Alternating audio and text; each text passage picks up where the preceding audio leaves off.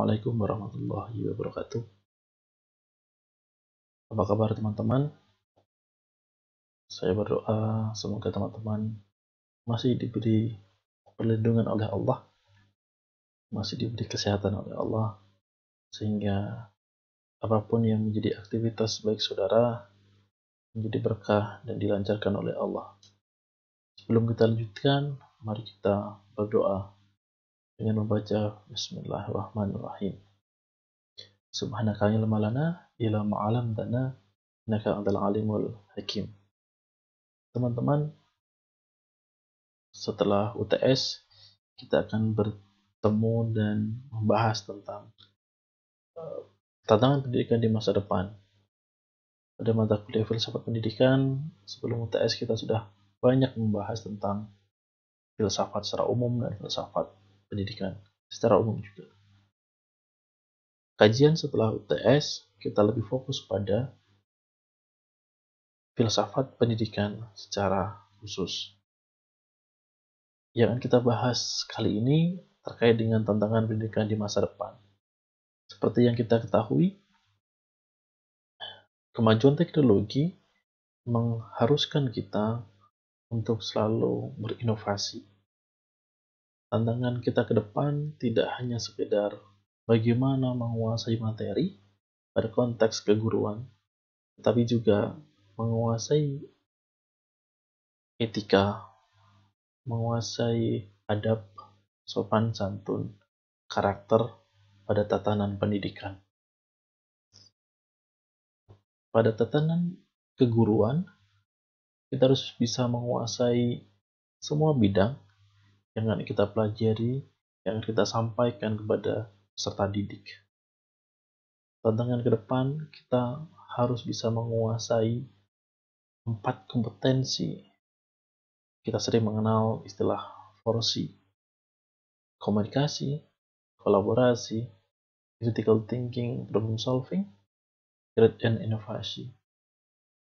Kemampuan kita untuk berkomunikasi dengan baik, kemampuan kita untuk berkolaborasi dengan baik, memecahkan masalah dengan berpikir tingkat tinggi, dan membuat sebuah inovasi. Tantangan itu bukan tantangan yang mudah, apalagi kemampuan digital literasi kita masih kurang. Sebelum pada tatanan bagaimana kita menghadapi tantangan pendidikan, kita menghadapi sebuah problematika pendidikan. Apa itu masalah dalam pendidikan kita? Ketika sesuatu yang tidak sesuai dengan apa yang kita harapkan, kenyataan yang tidak sesuai dengan apa yang kita harapkan, apa yang kita menjadi tujuan kita di awal, itu merupakan sebuah masalah. Lalu, bagaimana masalah itu bisa terjadi ketika harapan, ketika tujuan itu tidak sesuai dengan kenyataan? Masih menjadi masalah penting dalam pendidikan di Indonesia ketika kesempatan pemerataan, kesempatan dalam memperoleh pendidikan masih sangat jauh dari istilah layak. Mereka yang di daerah tertinggal pada kelompok 3T masih sangat sulit sekali untuk memperoleh pendidikan secara utuh. Pendidikan menjadi tanggung jawab tidak hanya sekedar melaksanakan, mengadakan tempat pendidikan, sekolah, madrasah, dan sebagainya, tetapi akses. Problematika itu masih sekali kita jumpai di kita. Akan menjadi kultur yang berbeda, akan menjadi tugas yang berbeda ketika akses itu menjadi tanggung jawab masing-masing pemerintah daerah. Sedangkan kesempatan memperoleh pendidikan secara umum adalah tugas Kementerian Pendidikan.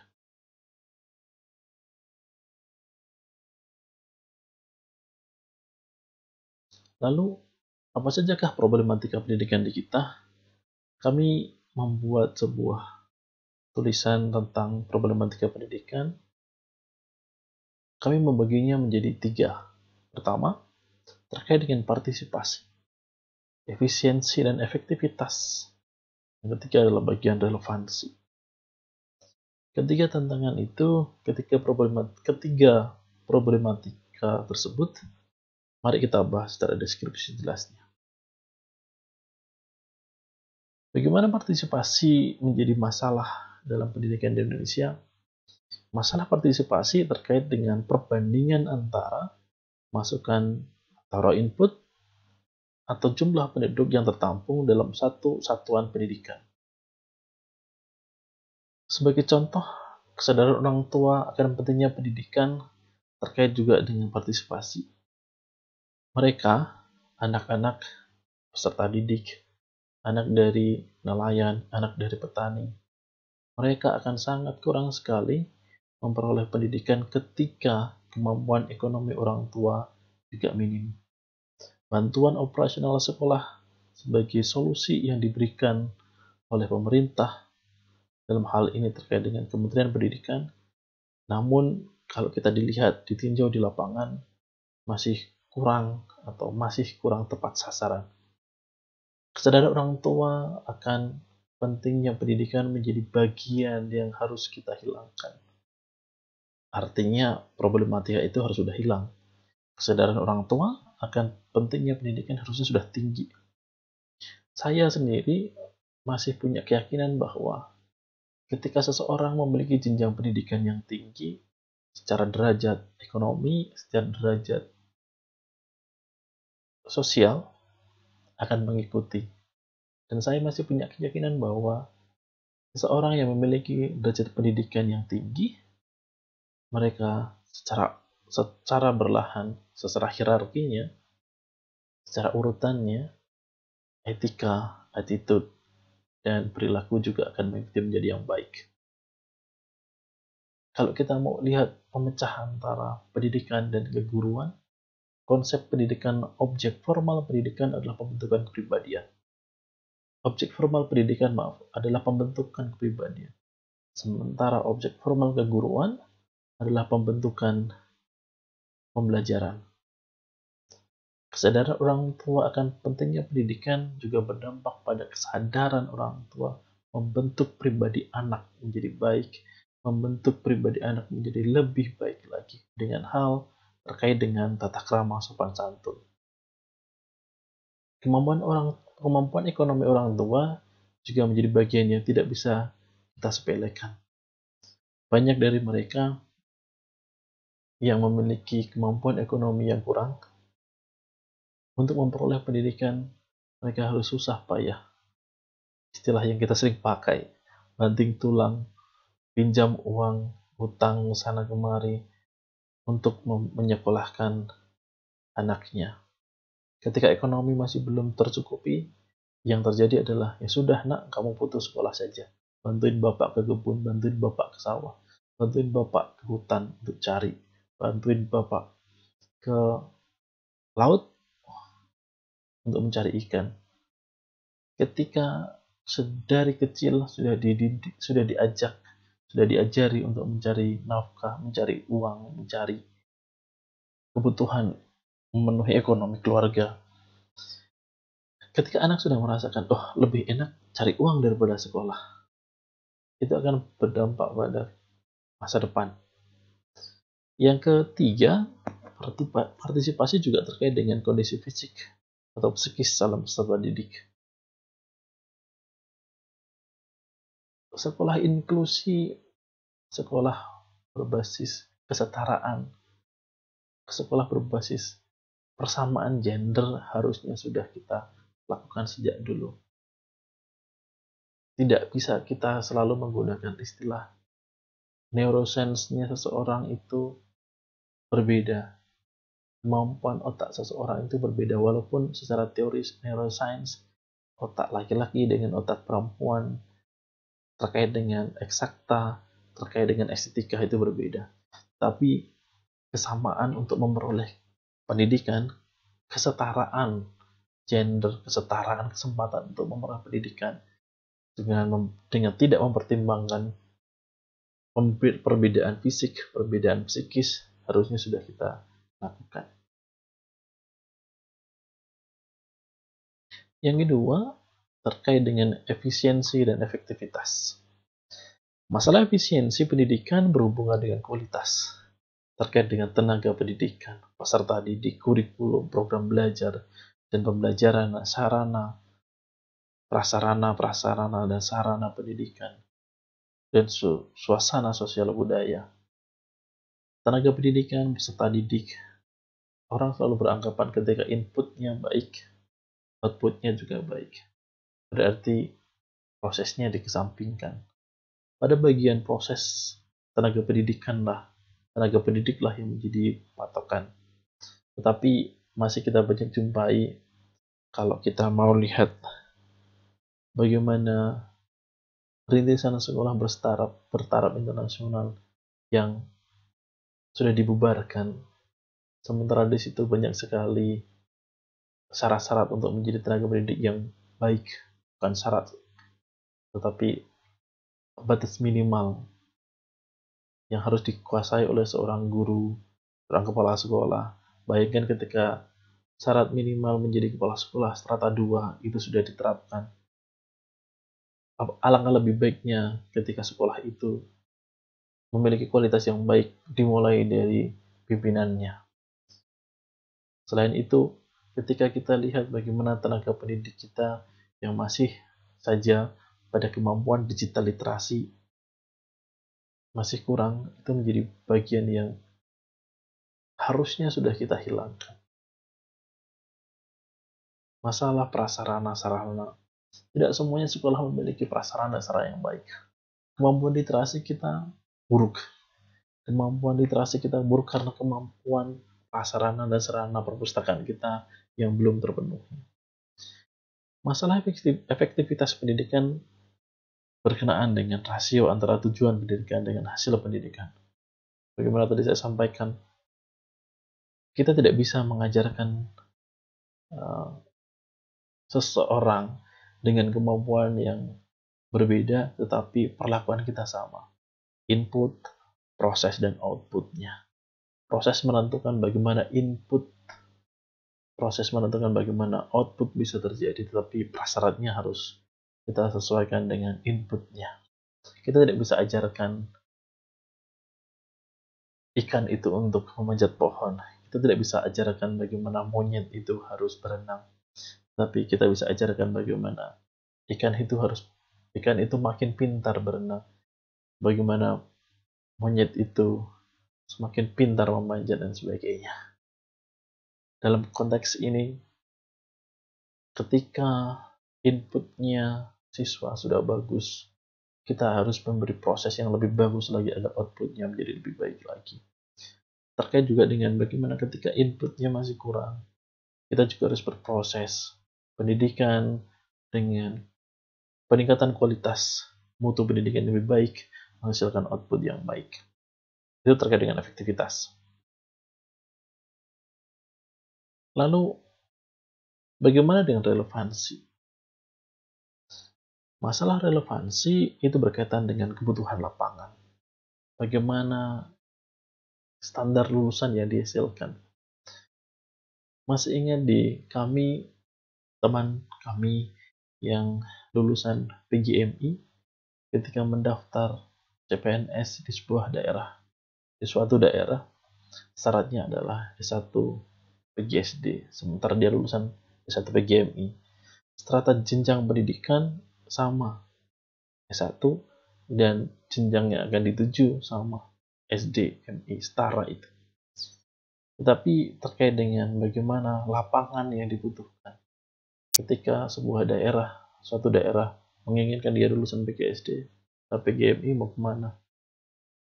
Menjadi sebuah tuntutan karena relevansi itu berkaitan dengan satuan pendidikan yang lebih luas, yang lebih atas lagi. Untuk meningkatkan upaya mencapai pendidikan yang lebih berkualitas, aspirasi dan tuntutan masyarakat, kebutuhan di masyarakat.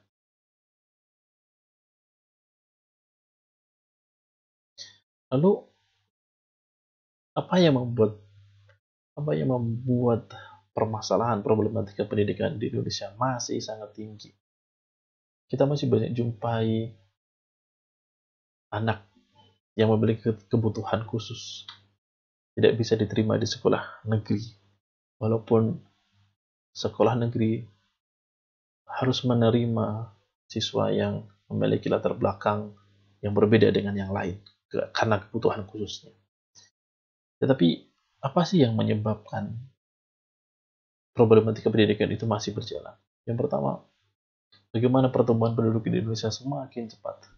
Banyaknya angka kelahiran di Indonesia yang semakin cepat. Kita nomor 3 negara dengan penduduk yang paling banyak. Ketika penduduk semakin banyak, permasalahan semakin kompleks, termasuk juga bagaimana pemerintah, bagaimana upaya kita untuk memberikan pendidikan yang setara. Itu masih menjadi permasalahan di kita. Yang kedua, terkait dengan kesadaran. Tadi saya sampaikan, tidak semuanya orang tua memberikan kesadaran yang utuh akan pentingnya pendidikan.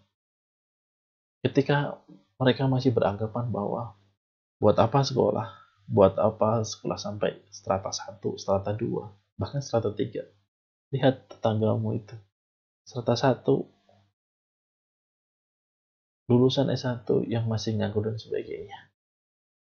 Yang menjadi patokan dari orang tua adalah tidak sadarnya ketika dia melihat orang sukses. Ketika orang tua melihat banyak yang tidak sukses, tapi dikesampingkan banyak juga yang sukses di sana. Artinya kesadaran akan pentingnya pendidikan di Indonesia yang masih kurang.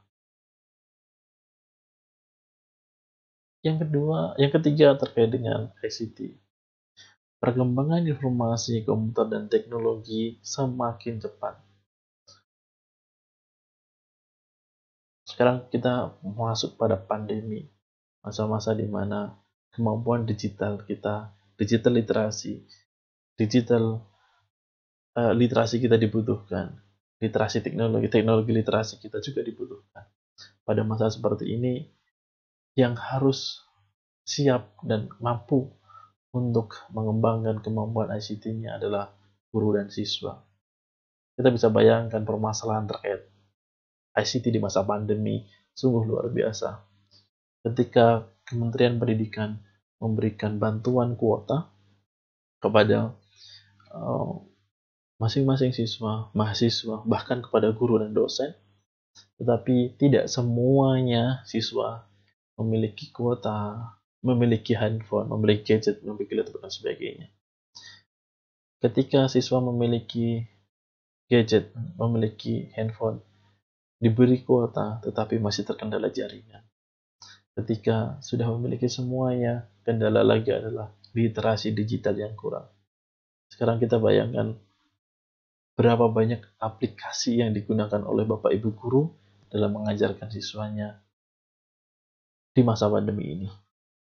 Saya masih ingat ketika saya bertanya kepada beberapa guru, Pak, Bu, ketika ngajar di masa pandemi ini, apa yang sering digunakan? Platform apa yang sering digunakan? Apakah Moodle? Apakah Edmodo? Apakah Google Classroom? Tapi yang dijawab adalah, kami pakainya WhatsApp, Mas. Kami pakainya WhatsApp Group, Mas. Itu yang sering disampaikan. Itu yang beberapa kali kami tanyakan, dan itu jawaban dari Bapak Ibu guru. Artinya, walaupun tidak semuanya guru hanya menggunakan WhatsApp Group. Beberapa kali kami ikut PKM di kampus, di masa pandemi ini, banyak juga yang sudah menggunakan Edmodo dan Google Classroom. Tapi masih banyak yang hanya terpaku pada WhatsApp Group dengan beberapa alasan, dan salah satu alasannya adalah mudah. Sekarang ketika satu rumah ibunya megang handphone, memiliki 3 anak. 3 anaknya itu sekolah di jenjang yang berbeda, satunya SMP, 2-nya SD. Hanya satu handphone. Satu handphone itu digunakan 3 anaknya itu untuk mengerjakan tugas, untuk mengirim tugas, untuk menerima materi. Ketika menggunakan aplikasi yang lain, mereka berebut, tetapi ketika memakai platform WhatsApp Group, mereka akan mudah sekali. Memang ada beberapa kelemahan dan kekurangan ketika kita hanya memahami platform hanya satu saja, tanpa ada pengembangan yang lainnya. Lalu bagaimana tantangannya? Bagaimana tantangan pendidikan di masa depan? Kita punya satu tantangan lagi sampai pada kemampuan Indonesia emas di 2045. Bagaimana kecenderungan global? Kita masih akan jumpai bagaimana berlangsungnya revolusi industri yang keempat. Bahkan sekarang digital revolusi pada bagian 5.0.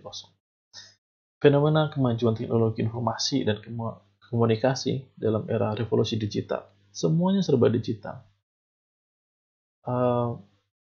Dulu ketika belum banyak sekali digital yang kita gunakan dalam kehidupan sehari-hari. Ketika kita mau memesan makanan, kita harus datang ke toko itu, kita harus datang ke warung itu, ke restoran tersebut. Tapi sekarang kita cukup di rumah. Kita mau shopping, kita mau belanja, cukup di rumah. Bahkan di masa pandemi ini, kita belajar melalui aplikasi yang kita gunakan di rumah juga. Kalau kemampuan literasi digital kita kurang, yang kita ketahui hanya satu platform saja, ya kita akan tertinggal.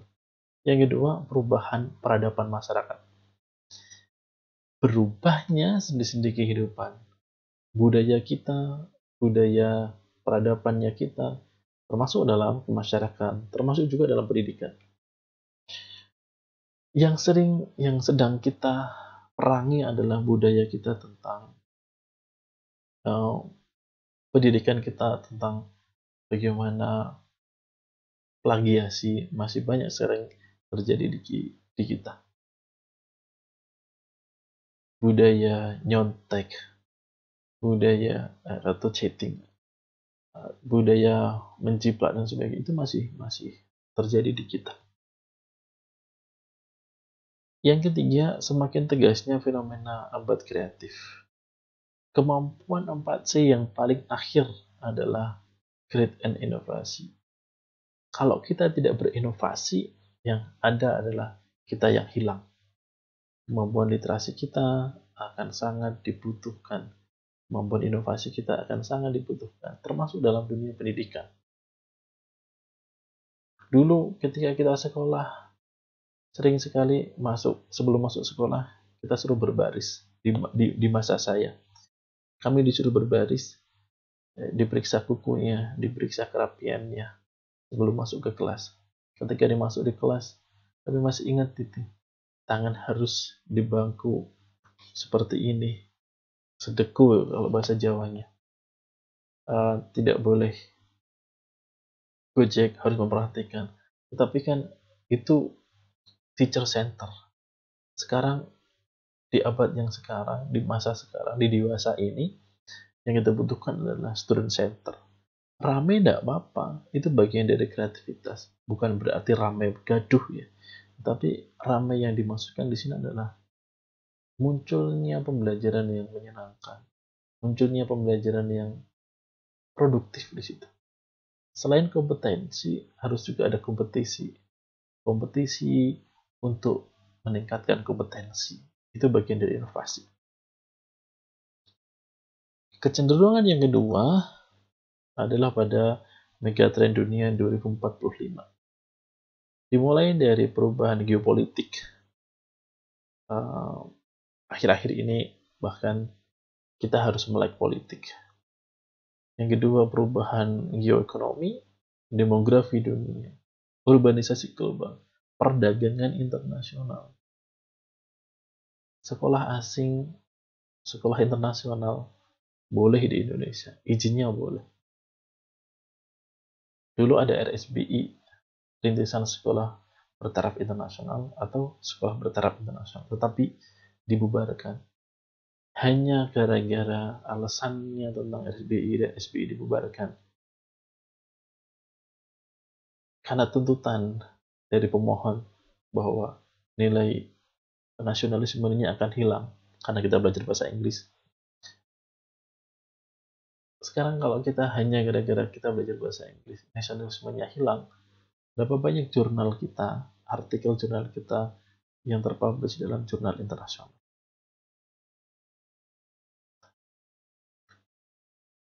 Tidak samanya atau ada diskriminasi ketika LSBI dilakukan dan sebagainya. Tetapi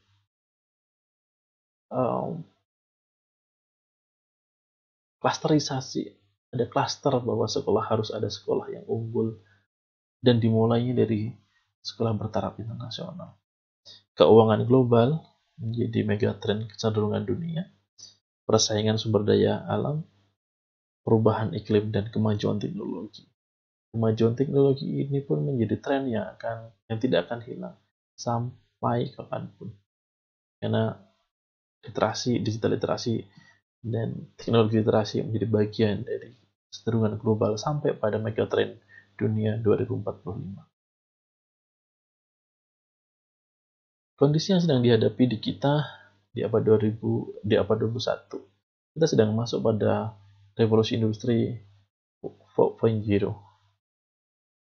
Ada 35 jenis pekerjaan yang akan hilang, tetapi 65% akan tumbuh kompetensi baru yang berbasis TIK, berbasis ICT. Kami masih punya keyakinan di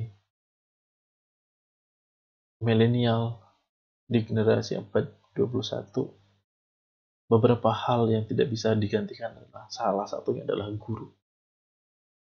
Pendidikan masa depan memang akan mengarah pada ICT, tetapi guru nggak akan hilang. Sentuhan seorang guru dalam mengajar, sentuhan batiniah seorang guru dalam mengajar nggak akan hilang, tidak akan hilang.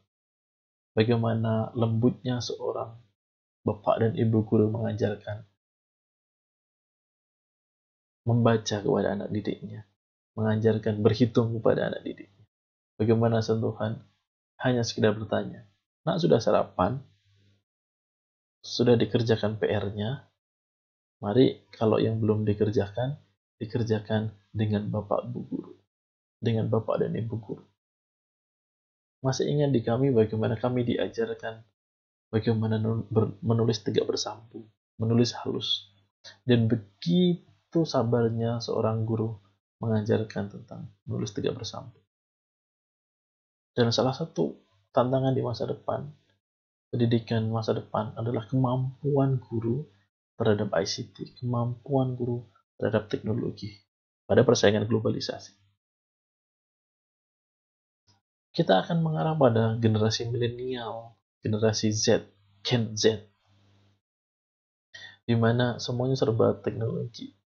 Kita sering menggunakan sosial media kita, menggunakan Instagram, Facebook. Itu sering kita manfaatkan dalam pembelajaran, YouTube dan sebagainya. Digital itu menjadi semakin natif dan aktif bagi penggunanya. Kalau kita mau ukur kemampuan daya baca kita itu tinggi, tapi kualitas baca kita yang rendah. Minat kita untuk membaca itu tinggi, sangat tinggi. Tapi kualitas yang kita baca itu yang masih rendah. Bagaimana masih lekat di kita, masih sering kita jumpai di kehidupan kita sehari-hari pada tatanan. Bagaimana sebelum bangun tidur, sebelum kita tidur, kita masih suka asik dengan megang handphone yang bangun tidur yang kita cari. Bagi orang Muslim, mari kita segera bangun tidur sebelum subuh, kita ambil wudhu dan kita sholat subuh berjamaah misalnya. Tapi yang sering kita jumpai adalah mana handphonenya, lihat statusnya siapa, terus stalking dulu dan sebagainya. Itu menjadi tantangan di kita. Tantangan yang lebih mengena pada dunia pendidikan di masa depan adalah bagaimana memanfaatkan platform digital, sosial media kita itu sebagai media dalam pembelajaran.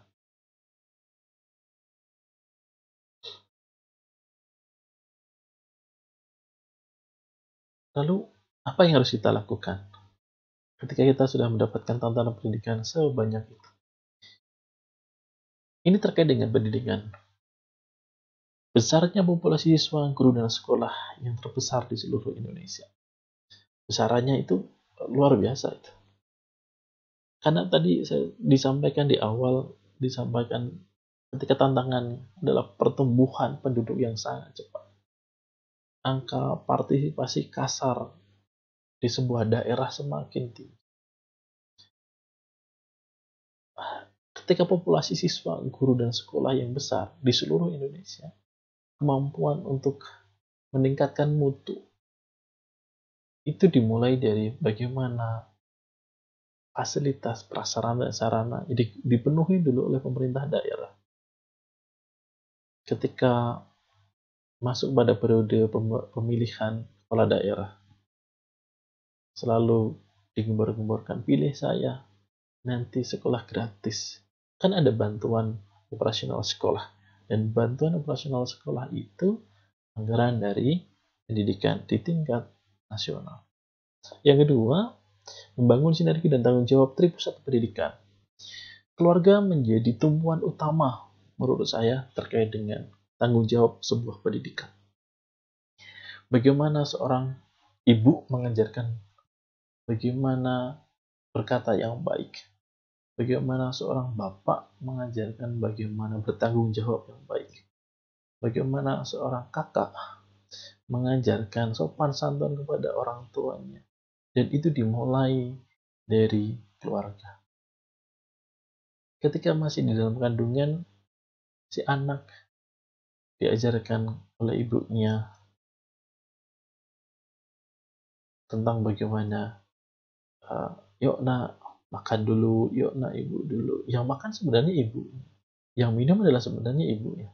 Tetapi komunikasi antara ibu dan anak yang ada dalam kandungan itu bagian dari pendidikan dan tanggung jawabnya melalui tripusat pendidikan. Yang kedua, sekolah. Tripusat yang kedua adalah sekolah. Yang membutuhkan pendidikan itu siapa? Yang butuh pendidikan itu siapa? Siswa. Tetapi yang bertanggung jawab siapa? Sekolah dan guru. Kalau kita mau mengajarkan secara kebutuhan, yang harus kita ketahui dulu adalah bagaimana karakter siswa. Yang harus kita ketahui dulu adalah bagaimana kebutuhan yang diharapkan oleh siswa. Kamu belajar apa, Tona? Kamu butuhnya apa? Harusnya seperti itu. Tapi di kita secara umumnya, kami secara umumnya, ketika mengajarkan pada satu tatanan, ya semuanya dianggap sama. Semuanya dianggap memiliki kebutuhan yang sama. Yang ketiga adalah tantangannya adalah optimalisasi pengembangan potensi siswa melalui keseimbangan olah hati, olah pikir, olah rasa, dan olahraga. Terbatasnya pendampingan orang tua. Bapaknya kerja, ibunya kerja. Dititipkan kepada pengasuhnya. Ketika pola pengasuhan yang kita berikan, kita ngambil pengasuh yang tanpa trainer, yang tanpa training, tanpa pelatihan. Ada beberapa pola pengasuhan yang kita titipkan kepada keluarga, bisa kepada mbahnya atau orang tua kita, bisa kepada kerabatnya.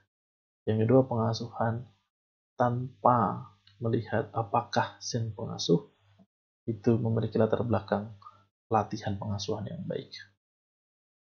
Yang ketiga adalah pola pengasuhan tanpa orang tua yang diberikan pada sebuah lembaga pengasuhan yang pengasuhnya, yang petugas pengasuhnya itu adalah sudah terlatih. Karena keterbatasan itu, maka dibutuhkan pendampingan orang tua. Ketika satu keluarga ayahnya bekerja secara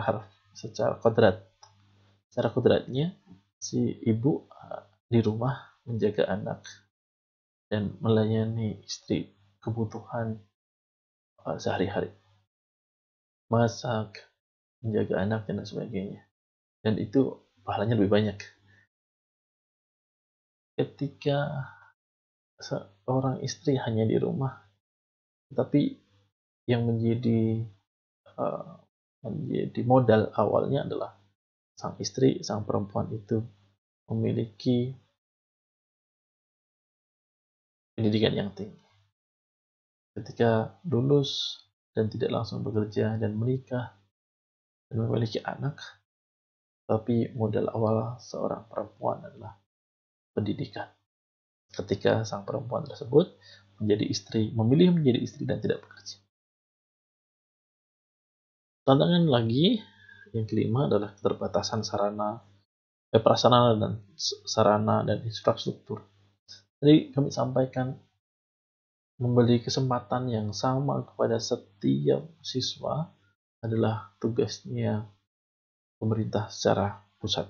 Tetapi infrastruktur, jalan, jembatan, itu bagian dari tugas dan tanggung jawab bersama, tetapi lebih pada tugas dan tanggung jawab pemerintah daerah. Ketika keterbatasan itu menjadi tantangan, lalu apa yang harus kita lakukan? Misalnya ketika di sebuah daerah ada satu sekolah SD, hanya ada satu SD, sementara SMP dan SMA-nya tidak ada. Maka sebagai inovasi buatlah SATAP, sekolah satu atap. Misalnya, yang keenam adalah komitmen anggaran pendidikan setiap daerah.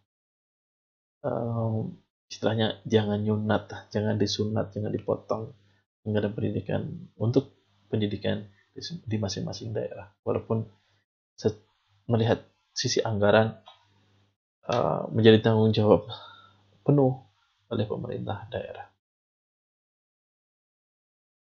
Lalu apa yang kita lakukan? Apa yang dilakukan terkait dengan tantangan tersebut? Ada 4 tadi: olah hati, olahraga, olah karsa, dan olah pikir.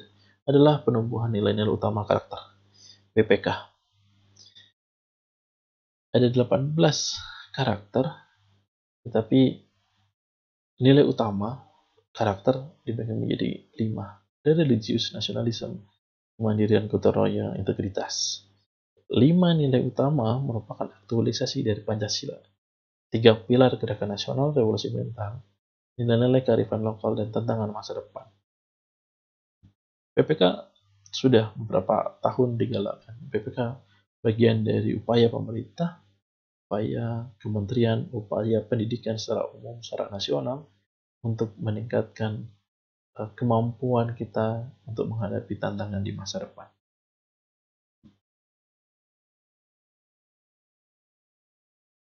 Begitu teman-teman yang bisa kami bagikan. Kita bisa berinteraksi di aplikasi SIM, di aplikasi sistem integrasi untuk mahasiswa, yang kita bisa berkomunikasi tanya jawab di sana. Sebagai penutup, kita memiliki kesempatan yang sama untuk memajukan pendidikan. Sumbangsih yang paling jelas untuk kita bisa lakukan adalah saudara harus belajar dengan sungguh-sungguh. Ketika saudara belajar dengan sungguh-sungguh, ketika saudara memenuhi tuntutan saudara, lulus tepat waktu, selesai dengan nilai yang maksimal, memiliki integritas yang tinggi untuk menyelesaikan studi, itu adalah bagian dari perjuangan saudara untuk menjadi piloting, menjadi contoh untuk memajukan pendidikan di masa depan. Mari kita akhiri dengan membaca tahmid bersama. Alhamdulillahirrabbilalamin. Ketemu lagi di kesempatan berikutnya. Terima kasih. Assalamualaikum warahmatullahi wabarakatuh.